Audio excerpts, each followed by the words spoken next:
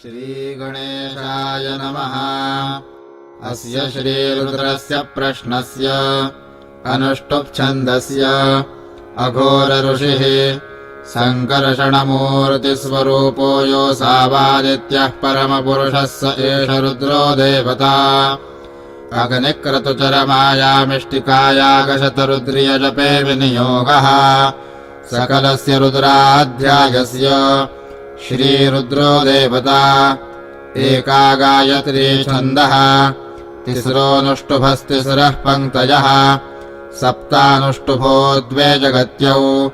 परमेष्ठी ऋषिः अग्ना विष्णु सजोषसेत्येकादशानामनुवाकानाम् अग्निः काण्डऋषिः आद्या गायत्री आग्ना वैष्णवी शिष्टं यजुः वाजादयोन्नादिविशेषा देवताः। महाविराट्छन्दः नमः शम्भव इति बीजम् मयो भव इति शक्तिः नमः शङ्करायेति बीजम् मयस्करायेति शक्तिः नमः शिवायेति बीजम् शिवतरायेति शक्तिः ओङ्कारो बीजम् मायाशक्तिः ब्रह्मा बीजम् सुषुम्ना शक्तिः नम इषुकृद्भ्यो धनवकृद्भ्य इति कीलकम्। श्रीभवानी शङ्करमहारुद्रप्रीत्यर्थम् जपे विनियोगः। हरिः ओम्।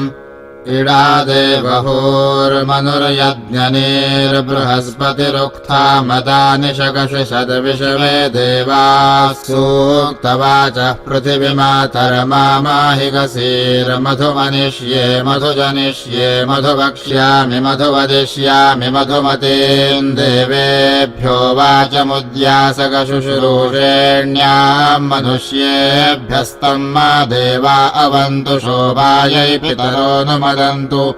नमो रुद्रेभ्यः। ॐ शान्तिः शान्तिः शान्तिः। ॐ नमस्ते रुद्रमन्यव उतोत इषवे नमः।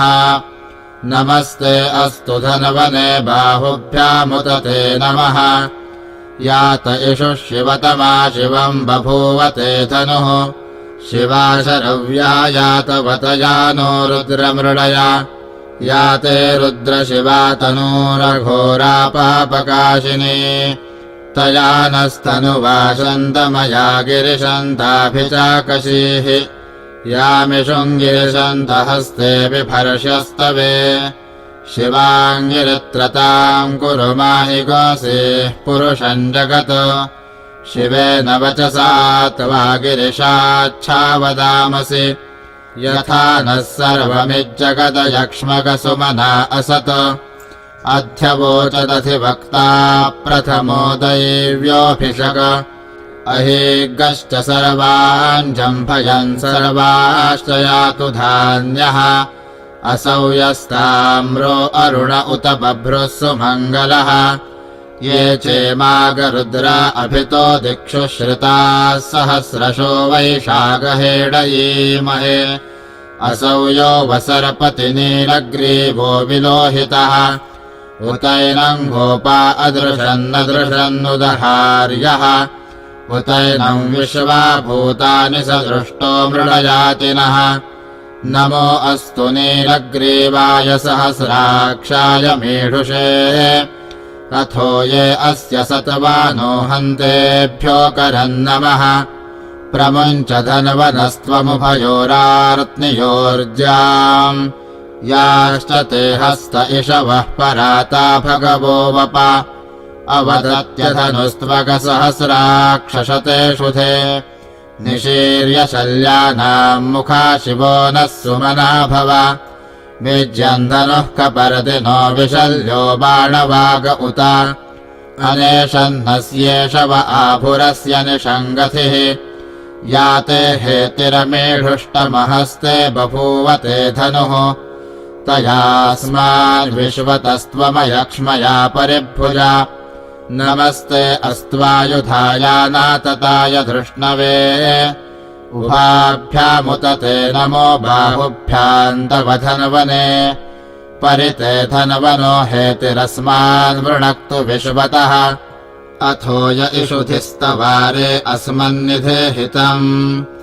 नमो हिरण्यबाहवे सेनान्ये दिशाम् च पतये नमो नमो वृक्षेभ्यो हरिकेशेभ्यः पशूनाम् पतये नमो नमः सस्पिञ्जराय त्विषीमते पथीनाम् पतये नमो नमो बभ्युषाय विव्याधिनेन्नानाम् पतये नमो नमो हरिकेशायोपवीतिने पुष्टानाम् पतये नमो नमो भवस्य हेत्यै जगताम् पतये नमो नमो रुद्राय तताविने क्षेत्राणाम् पतये नमो नमः सूताय हन्त्याय वनानाम् पतये नमो नमो रोहिताय स्थपतये वृक्षाणाम् पतये नमो नमो मन्त्रिणे वाणिजाय कक्षाणाम् पतये नमो नमो भुवन्तये वारिवस्कृताय औषधीनाम् पतये नमो नम उच्चैर्घोषाय क्रन्दयते पत्तीनाम् पतये नमो नमः कृत्स्नवीताय धावते सत्वनाम् पतये नमः नमः सहमानाय निर्व्याधिन आव्याधिनीनाम् पतये नमो नमः ककुभाय निषङ्गिणे स्तेनानाम् पतये नमो नमो निषङ्गिण इषुधिमते तस्कराणाम् पतये नमो नमो वञ्चते परिवञ्चते सायूनाम् पतये नमो नमो निचेरवे परिचरायारण्यानाम् पतये नमो नमः सृकाविभ्यो जिगागोसद्भ्यो मुष्णताम् पतये नमो नमोऽसि मद्भ्यो नक्तञ्चरद्भ्यः प्रकृन्तानाम् पतये नमो नम उष्णीषिणे गिरिचराय कुलुञ्चानाम् पतये नमो नम इषुमद्भ्यो धनवाविभ्यश्च वो नमो नम आतनवानेभ्यः प्रतिदधानेभ्यश्च वो नमो नम आयच्छद्भ्यो विसृजद्भ्यश्च वो नमो नमोऽस्यद्भ्यो विद्यद्भ्यश्च वो नमो नम आसीनेभ्यश्च यानेभ्यश्च वो नमो नमः स्वपद्भ्यो जाग्रद्भ्यश्च वो नमो नमस्तिष्ठद्भ्यो धावद्भ्यश्च वो नमो नमः सभाभ्यः सभापतिभ्यश्च वो नमो नमो अश्वेभ्योऽश्वपतिभ्यश्च वो नमः नम आव्याधिनेभ्यो विविध्यन्तेभ्यश्च वो नमो नम उगणाभ्यस्तृगहतेभ्यश्च वो नमो नमो गृत्सेभ्यो गृत्सपतिभ्यश्च वो नमो नमो व्रातेभ्यो व्रातपतिभ्यश्च वो नमो नमो गणेभ्यो गणपतिभ्यश्च वो नमो नमो विरूपेभ्यो विश्वरूपेभ्यश्च वो नमो नमो महद्भ्यः क्षुल्लकेभ्यश्च वो नमो नमो रथिभ्यो रथेभ्यश्च वो नमो नमो रथेभ्यो रथपतिभ्यश्च वो नमो नमः सेनाभ्यः सेनानिभ्यश्च वो नमो नमः क्षत्रुभ्यः सङ्ग्रहीतृभ्यश्च वो नमो नमस्तक्षभ्यो रथकारेभ्यश्च वो नमो नमः कुलालेभ्यः करमारेभ्यश्च वो नमो नमः पुञ्जिष्टेभ्यो निषादेभ्यश्च वो नमो नम इषुकृद्भ्यो धनवकृद्भ्यश्च वो नमो नमो मृगयोभ्यश्वनिभ्यश्च वो नमो नमश्वभ्यश्वपदिभ्यश्च वो नमः नमो भवाय च रुद्राय च नमः शर्वाय च पशुपतये च नमो नीलग्रीवाय च शितिकण्ठाय च नमः कपर्दिने च व्योक्तकेशाय च नमः सहस्राक्षाय च शतधनवने च नमो गिरिशाय च शिपिविष्टाय च नमो मीढुष्टमाय चेषुमते च नमो ह्रस्वाय च वामनाय च नमो बृहते च वर्षीयसे च नमो वृद्धाय च संवृध्वने च नमो अग्र्याय च प्रथमाय च नम आशवे चाजिराय च नमः शीघ्राय च शीघ्राय च नम ऊर्म्याय च वस्वन्याय च नमः स्रोतस्याय च द्वीप्याय च नमो ज्येष्ठाय च कनिष्ठाय च नमः पूर्वजाय चापरजाय च नमो मध्यमाय चापगलभाय च नमो जघन्याय च बुध्न्याय च नमः सोऽभ्याय च प्रतिसर्याय च नमो याम्याय च क्षेम्याय च नम उर्वर्याय च कल्याय च नमः श्लोक्याय चावसान्याय च नमो वन्याय च कक्ष्याय च नमः श्रवाय च प्रतिश्रवाय च नम आशुषेणाय चाशुरथाय च नमः शूराय चावभिन्दते च नमो वर्मिणे च वरूथिने च नमो बिल्मिने च कवचिने च नमः श्रुताय च श्रुतसेनाय च नमो दुन्दुभ्याय चाहनन्याय च नमो धृष्णवे च प्रवृषाय च नमो दूताय च प्रहिताय च नमो निषङ्गिणे चेषुधिमते च नमः तीक्ष्णेशवे चायुधिने च नमः स्वायुधाय च सुधनवने च नमः श्रुत्याय च पथ्याय च नमः काट्याय च नीप्याय च नमः सूद्याय च सरस्याय च नमो नाद्याय च वैशन्ताय च नमः कोप्याय च वट्याय च नमो वर्ष्याय च वर्ष्याय च नमो मेघ्याय च विद्युत्याय च नम ईध्रियाय च तप्याय च नमो वात्याय च रेश्म्याय च नमो वास्तव्याय च वास्तुपाय च नमः सोमाय च रुद्राय च नमस्ताम्राय चारुणाय च नमः शङ्गाय च पशुपतये च नम उग्राय च भीमाय च नमो अग्रे वधाय च दूरे वधाय च नमो हन्त्रे च हनीयसे च नमो वृक्षेभ्यो हरिकेशेभ्यो नमस्ताराय नमः शम्भवे च मयोभवे च नमः शङ्कराय च मयस्कराय च नमः शिवाय च शिवतराय च नमस्तीर्थ्याय च कूल्याय च नमः पार्याय च वार्याय च नमः प्रतरणाय चोत्तरणाय च नम आतार्याय च लाद्याय च नमः शष्प्याय च फेन्याय च नमः सिकत्याय च प्रवाह्याय च नम इरिण्याय च प्रपथ्याय च नमः किगशिलाय च क्षयणाय च नमः कपर्दिने च पुलस्तये च नमो गोष्ठ्याय च गृह्याय च नमस्तल्प्याय च गेह्याय च नमः काट्याय च गौफरेष्ठाय च नमो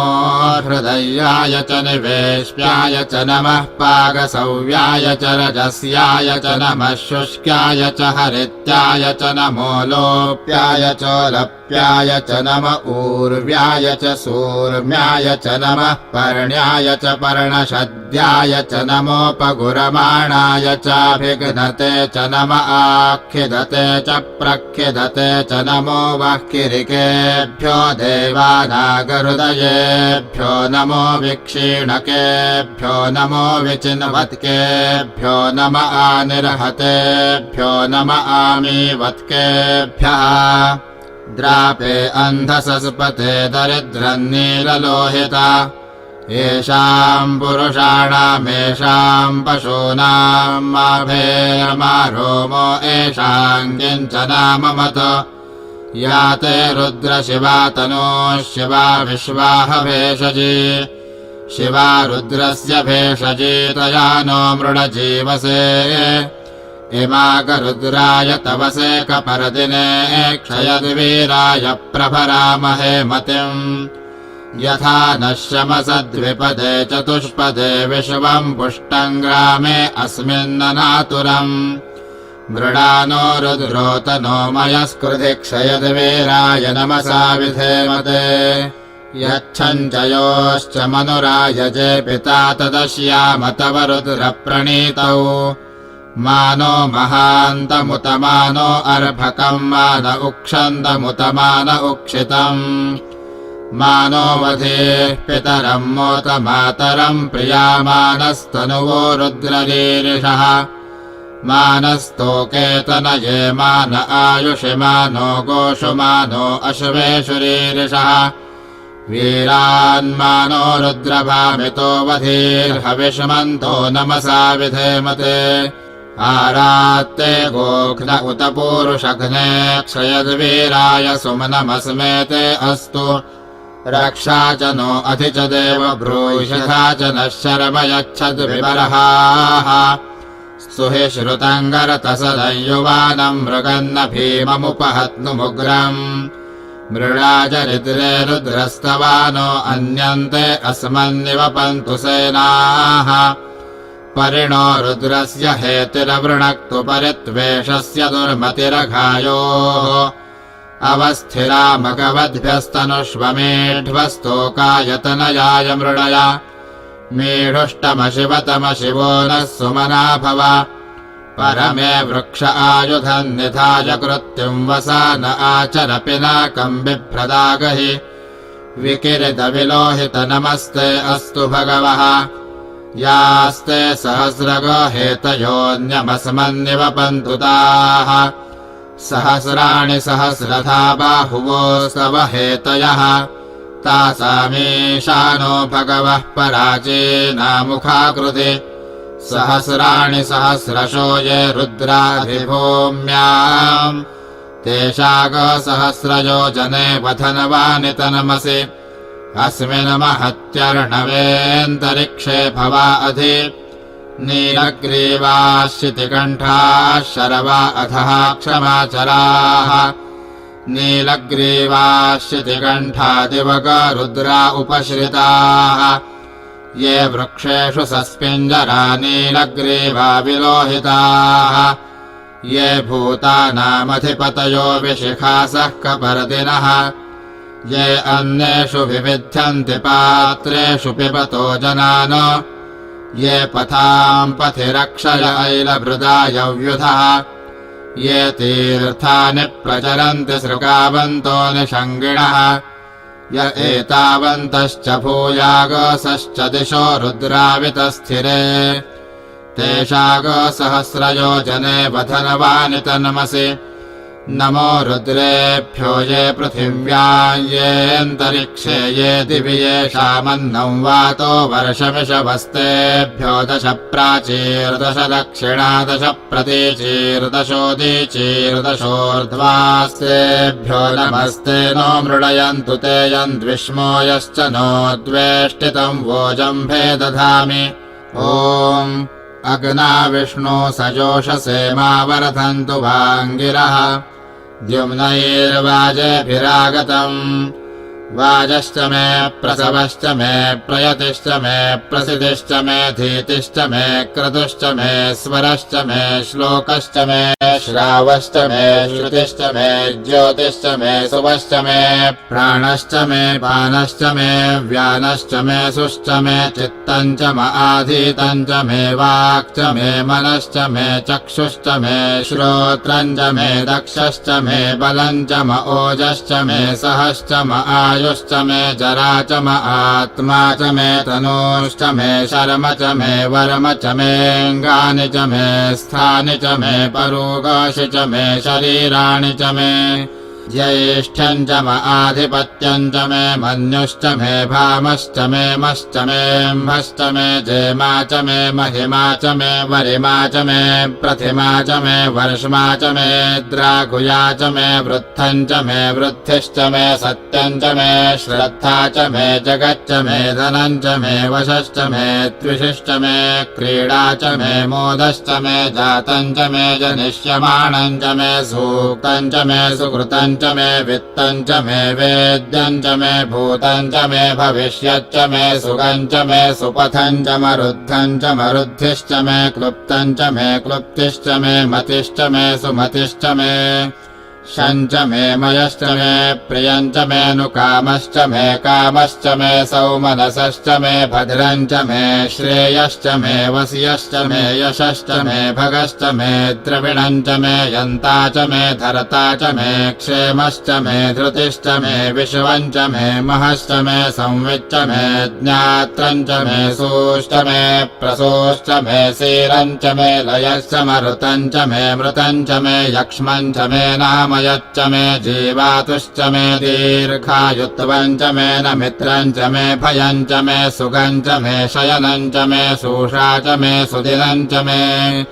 ऊर्च मे सूनृता च मे पयश्च मे रसश्च मे घृतम् च मे मधु च मे सग्धिश्च मे सपीतिश्च मे कृषिश्च मे वृष्टिश्च मे जैत्रम् च म औद्भिद्यम् च मे रयिश्च मे रायश्च मे पुष्टम् च मे पुष्टिश्च मे विभु च मे प्रभु च मे बहु च मे भूयश्च मे पूर्णम् च मे पूर्णतरम् च मे क्षितिश्च मे कूयवाश्च मे अन्नम् च मे क्षुच्च मे व्रीहयश्च मे यवाश्च मे माशाश्च मे तिलाश्च मे मुद्गाश्च मे खलवाश्च मे गोधूमाश्च मे मसुराश्च मे प्रियङ्गवश्च मे णवश्च मे श्यामाकाश्च मे नीवाराश्च मे अश्मा च मे मृत्तिका च मे गिरयश्च मे पर्वताश्च मे सिकताश्च मे वनस्पतयश्च मे हिरण्यम् च मे यश्च मे शीर्षम् च मे त्रपुश्च मे श्यामम् च मे लोहम् च मे अग्निश्च म आपश्च मे विरुधश्च म ओषधयश्च मे कृष्टपत्यम् च कृष्टपत्यम् च मे ग्राम्याश्च मे पशव आरण्याश्च यज्ञेन कल्पन्ताम् वित्तम् च मे वित्तिश्च मे भूतम् च मे भूतिश्च मे वसु च मे वसतिश्च मे कर्म च मे शक्तिश्च मे अर्थश्च म एमश्च म इतिश्च मे गतिश्च मे अग्निश्च म इन्द्रश्च मे सोमश्च म इन्द्रश्च मे सविता च म इन्द्रश्च मे सरस्वती च म इन्द्रश्च मे पूषा च म इन्द्रश्च मे बृहस्पतिश्च म इन्द्रश्च मे मित्रश्च म इन्द्रश्च मे वरुणश्च म इन्द्रश्च मे त्वष्टा च म इन्द्रश्च मे धाता च म इन्द्रश्च मे विष्णुश्च म इन्द्रश्च मे अश्विनौ च म इन्द्रश्च मे मरुतश्च म इन्द्रश्च मे विश्वे च मे देवा इन्द्रश्च मे पृथिवी च म इन्द्रश्च मे अन्तरिक्षम् च म इन्द्रश्च मे द्यौश्च म इन्द्रश्च मे दिशश्च म इन्द्रश्च मे मूर्ता च म इन्द्रश्च मे प्रजापतिश्च म इन्द्रश्च मे अगशुश्च मे रश्मिश्च मे लाभ्यश्च मेऽधिपतिश्च म उपागशुश्च मेऽन्तर्यामश्च म ऐन्द्रवायवश्च मे मैत्रावरुणश्च म आश्विनश्च मे प्रतिप्रस्थानश्च मे शुक्रश्च मे मन्थी च म आग्रयणश्च मे वैश्वदेवश्च मे ध्रुवश्च मे वैश्वानरश्च म ऋतुग्रहाश्च मे दिग्राह्याश्च म ऐन्द्राग्नश्च मे वैश्वदेवश्च मे मरुत्वतीयाश्च मे माहेन्द्रश्च म आदित्यश्च मे सावित्रश्च मे सारस्वतश्च मे पौष्णश्च मे पात्नीवतश्च मे हारियोजनश्च मे इदमश्च मे बर्हिश्च मे वेदिश्च मे धिष्णियाश्च मे सृजश्च मे चमसाश्च मे ग्रावाणश्च मे स्वरवश्च म उपरवाश्च मे धिषवणे च मे द्रोणकलशश्च मे वायव्यानि च मे पूतभृच्च म आतवनीयश्च म आग्नेत्रम् च मे हविर्धानम् च मे गृहाश्च मे सदश्च मे पुरोडाशाश्च मे पचताश्च मे वभृतश्च मे स्वगाकारश्च मे अग्निश्च मे घर्मश्च मेऽर्कश्च मे सूर्यश्च मे प्राणश्च मेऽश्वमेधश्च मे पृथिवी च मे दितिश्च मे द्यौश्च मे शक्वरीरङ्गुलयोदिशश्च मे यज्ञेन कल्पन्तामृक् च मे साम च मे स्तोमश्च मे यजुश्च मे दीक्षा च मे तपश्च म ऋतुश्च मे व्रतम् च मे होरात्रयोर्वृष्ट्या बृहद्रथन्तरे च मे यज्ञेन कल्पेताम्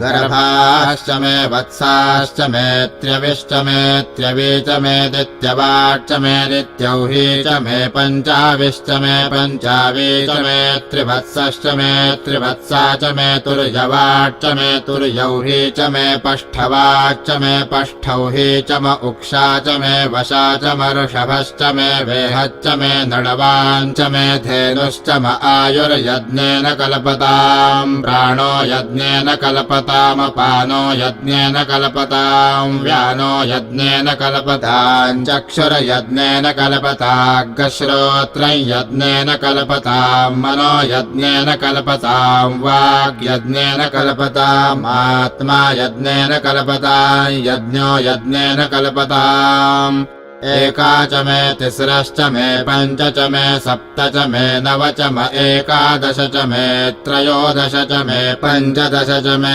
सप्तदश च मे नवदश च म एकविंशतिश्च मे त्रयोविंशतिश्च मे पञ्चविंशतिश्च मे सप्तविंशतिश्च मे नवविंशतिश्च म एकत्रिंशच्च मे त्रयस्त्रिंशच्च मे चतस्रश्च मे अष्टौ च मे द्वादश च मे षोडश च मे विंशतिश्च विकशतिश्च मे चतुर्विकशतिश्च मेऽष्टाविकशतिश्च मे द्वात्रिकशच्च मे षट्त्रिकशच्च मे चत्वारिकशच्च मे चतुश्चत्वारिकशच्च मेऽष्टाचत्वारिकशच्च मे वाजश्च प्रसवश्चापिजश्च क्रतुश्च सुवश्च मूर्धा च व्यश्नियश्चान्द्यायनश्चान्द्यश्च भुवनश्च भुवनश्चाधिपतिश्च